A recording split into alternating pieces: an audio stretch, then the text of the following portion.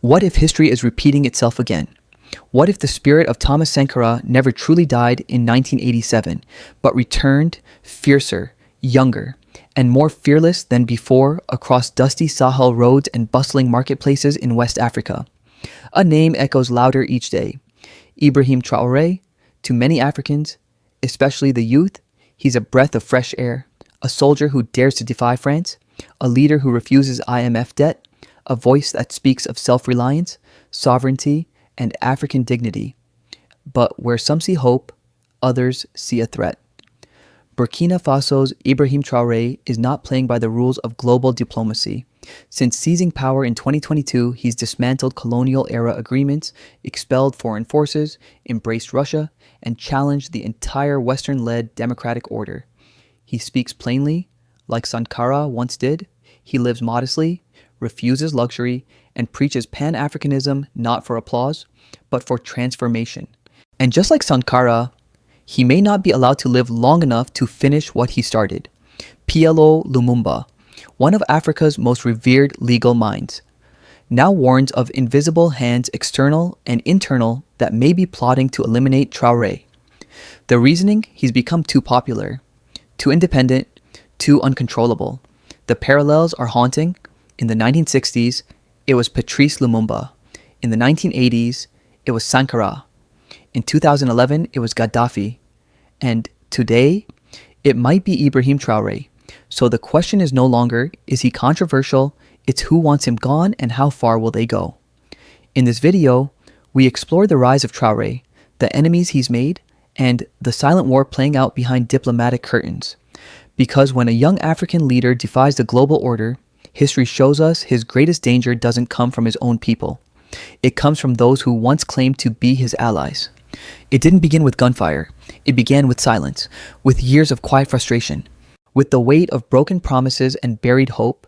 And out of that silence, Ibrahim Traoré emerged not as a career politician, but as a soldier whose rise reflected the anger of a continent. In the early days of 2022, Burkina Faso stood at a crossroads. The people had endured a decade of growing insecurity. Islamic insurgencies plagued the north. Families were displaced, children couldn't attend school, and President Roch Marc Christian Kabore seemed powerless to stop it. Many believed he had lost touch not just with the people, but with the country's soul. On January 24, 2022, that fragile system shattered. A military coup ousted Kabore, led by Lieutenant Colonel Paul-Henri Sandaogo Damiba. The justification was clear: national security. The promise: restoration. But the reality: more of the same. French troops remained on the ground. Mining contracts stayed in foreign hands. Villages continued to burn. And then, just 8 months later, another shock. On September 30th, 2022, a second military coup removed Damiba. This time, the architect was a young captain only 34 years old named Ibrahim Traoré. His rise wasn't marked by violence or bravado. It was swift, quiet, and supported by junior officers and disillusioned soldiers who had grown tired of foreign influence and internal incompetence. But what Traoré did next is what truly changed the game. Within weeks, he addressed the nation not with a speech polished by PR firms, but with a tone of urgency and purpose. He blamed Burkina Faso's decline on neocolonialism, specifically French meddling. He accused international organizations of economic strangulation, and he promised that the country's resources from gold to uranium would no longer be controlled by outsiders. Most leaders would have stopped there. Traoré went further. He ordered the expulsion of French troops, ending years of joint military operations under the banner of anti-terrorism. He terminated long-standing defense agreements with Paris. He called out the IMF and World Bank as institutions of modern-day colonial control. And he publicly aligned with Russia, a nation that, in the minds of many Africans, never held colonies on the continent and had supported anti-imperial struggles during the Cold War. Within months, Burkina Faso had severed its political umbilical cord from France. And suddenly, Traoré's name was on everyone's lips, from West African markets to European war rooms. But he wasn't finished. In a bold regional move, Traoré forged a new alliance with Mali and Niger, both led by military regimes also hostile to French influence. They began planning a shared currency, border-free travel, and joint security strategy, creating a Sahelian axis of independence that bypassed both ECOWAS and the African Union. To his supporters, Traoré had become the embodiment of Sankara's dream, a selfless soldier turned statesman who lived simply, spoke clearly, and served boldly. He was photographed in fatigues, not tailored suits. He rejected the perks of office, including luxury vehicles and bloated presidential entourages. When asked why, he simply said, "I'm here to serve, not to rule." But such defiance carries a price. International observers grew restless. Western media began to question his legitimacy and mental stability. Intelligence chatter increased. French officials expressed open hostility. Rumors of assassination plots began to swirl.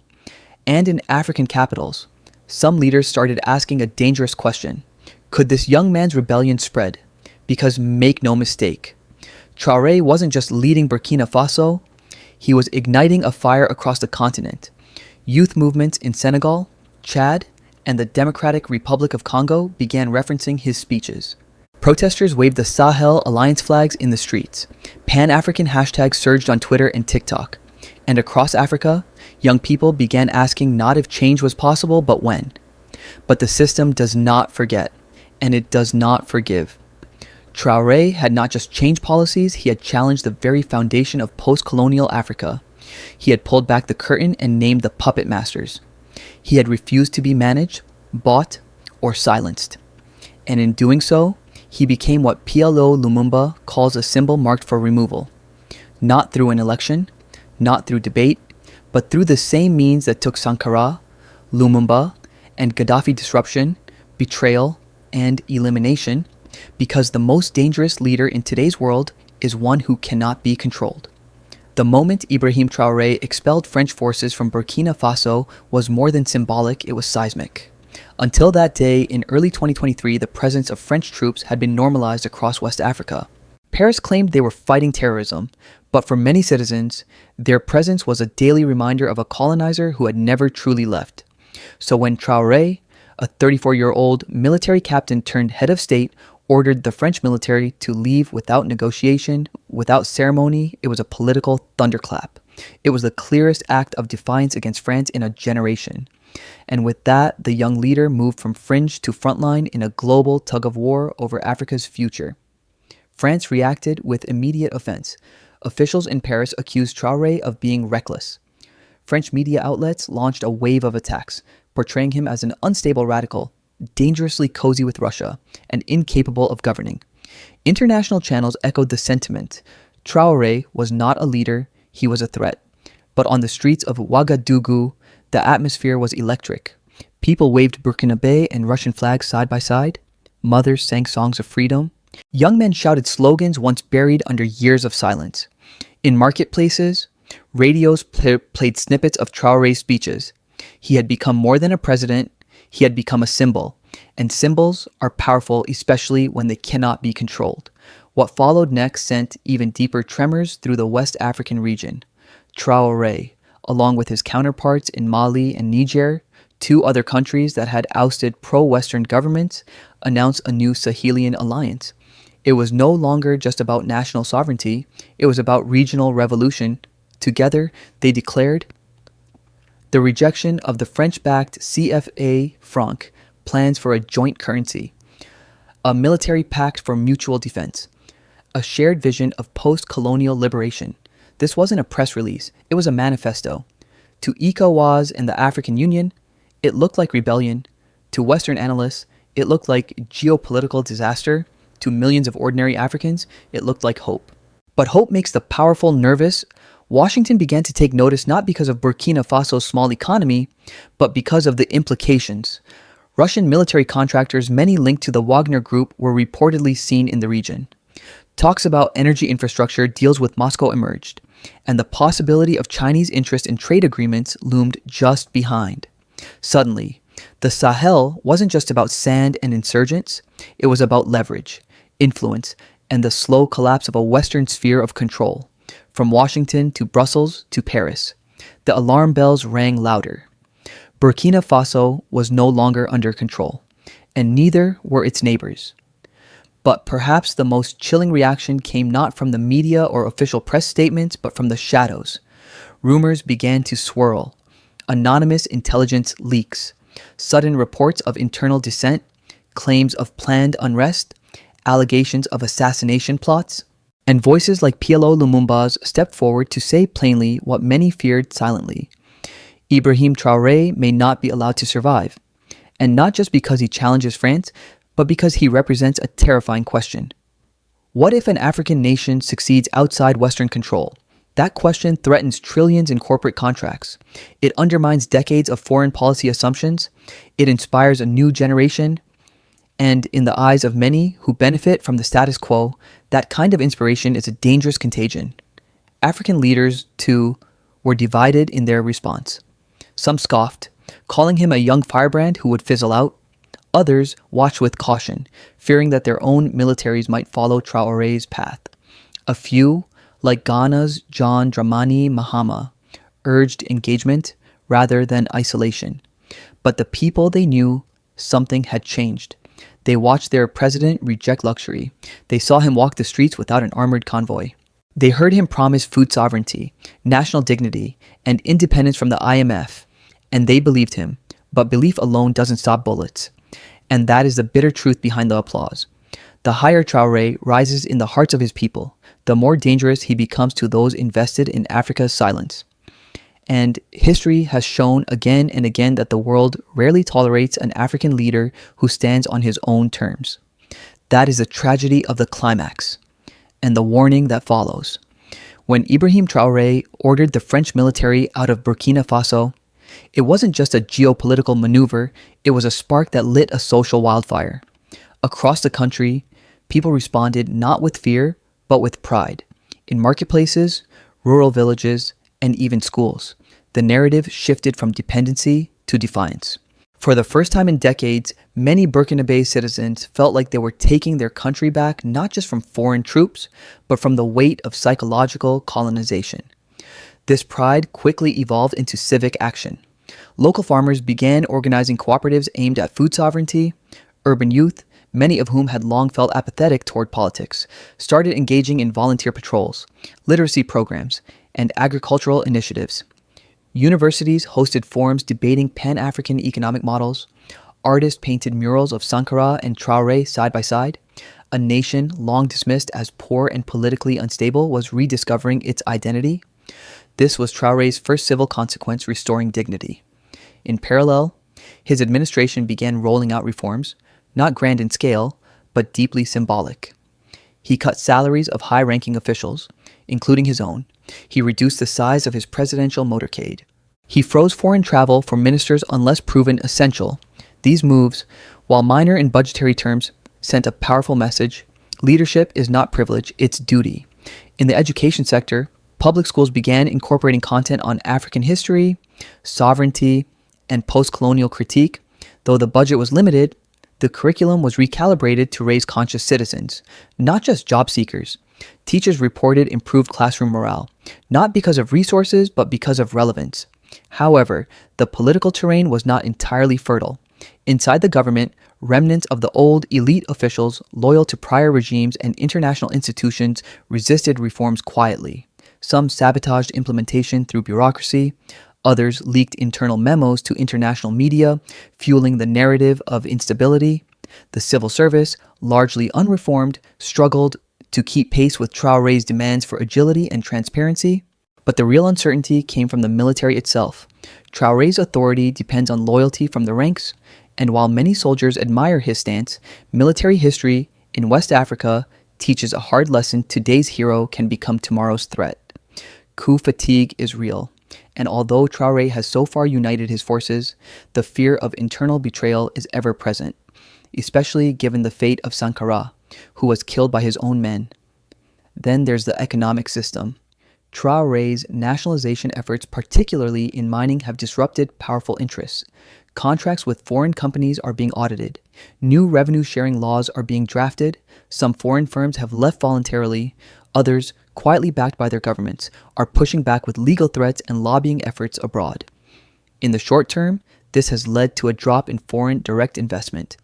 Aid flows have slowed. Certain imported goods, especially Western pharmaceuticals and technology components, have become scarce or more expensive. Inflation has ticked up, and while the government blames external manipulation, the people still feel the effects. So far, however, the public's patience holds. Why? Because for the first time, they believe in the sacrifice. They understand that real independence comes at a price, that breaking from colonial currencies, rejecting IMF loans, and standing up to global powers is not a painless process. Traoré has not promised immediate wealth. He has promised honor. And to many in Burkina Faso, honor is more valuable than cheap imported rice. But this belief, too, is fragile. If services deteriorate, if corruption returns, if security fails, the same crowds that chant his name could turn away. His enemies, foreign and domestic, are counting on this fatigue. They don't need to assassinate Traoré, they only need to exhaust his people, and that's the long game. Because if he fails, the old powers will say, "You see, Africa needs us." But if he succeeds even modestly, then the myth of dependency will shatter. And that is a civil and political consequence the world isn't ready for, from the corridors of Capitol Hill to the strategy rooms at NATO. The rise of Ibrahim Traoré has sparked more than passing interest, it has triggered deep concern. Not because Burkina Faso is an economic powerhouse, but because of what Traoré represents: a shift in global alignment and a rejection of Western dominance in Africa. In Washington, Traoré's sudden rise and fiery rhetoric have been met with caution. Officially, the U.S. promotes democracy and stability, and Traoré's military-led government challenges both on paper. Yet beneath that diplomatic language is another worry that the West is losing its grip. Burkina Faso's growing partnership with Russia is no longer a theory, it's unfolding in real time. Security deals, military training, and infrastructure agreements have emerged as clear alternatives to traditional Western aid. And while Washington condemns the influence of groups like Wagner, African publics see Russian engagement as more honest, transactional. Yes, but without lectures or strings attached. Europe's response has been sharper, especially from France to Paris. Traoré's actions are not just rebellious, they're humiliating. The loss of French troops, cancelled mining contracts, and rising anti-French sentiment have wounded France's pride and eroded its influence. And behind closed doors, some wonder how long it will be before other African nations follow Burkina Faso's lead. Meanwhile, China watches quietly, expanding trade ties with little political fanfare. Its approach focused on infrastructure, technology, and minerals is welcomed by many African governments eager to diversify their partnerships. In a new multipolar world, Traoré is not an outlier. He may be a trendsetter, but from a U.S. strategic standpoint, the question is no longer whether Traoré is a friend or foe. The question is whether America understands what is truly changing in Africa. Because if leaders like Traoré can stand firm, win public support, and survive foreign pressure, the U.S. and its allies will have to rethink how they engage not just with governments, but with people. And for now, the people are speaking with their feet, their flags, and their fists in the air. The story of Ibrahim Traoré is no longer just a national affair, it is a test of global conscience. A young leader, barely into his 30s, stood up and said what many fear to say, that African nations deserve to own their land, that foreign armies cannot bring peace to fractured hearts, that the IMF cannot solve hunger, that colonizers, no matter how politely they speak today, have not changed their intentions. And because he said it so plainly, because he acted on it so quickly, he became a target. We've seen this pattern before. Patrice Lumumba, Thomas Sankara, Muammar Gaddafi, each of them labeled dangerous, each of them accused of defiance, each of them eliminated. And so the question today is chillingly familiar: will Ibrahim Traoré suffer the same fate? But perhaps the more important question is not who wants to eliminate him, but why so many are afraid of him. Could it be that his defiance exposes a system built on silence, that his simplicity embarrasses those who lead with luxury, that his popularity rooted not in propaganda, but in purpose cannot be bought or borrowed? Whatever the reason, we must not pretend this is just another coup story. This is a generational shift, a rebellion against dependency, a reawakening of African dignity. And it deserves to be watched not with cynicism, but with care. Because if Traoré succeeds, even modestly, the world will have to reimagine what African leadership looks like.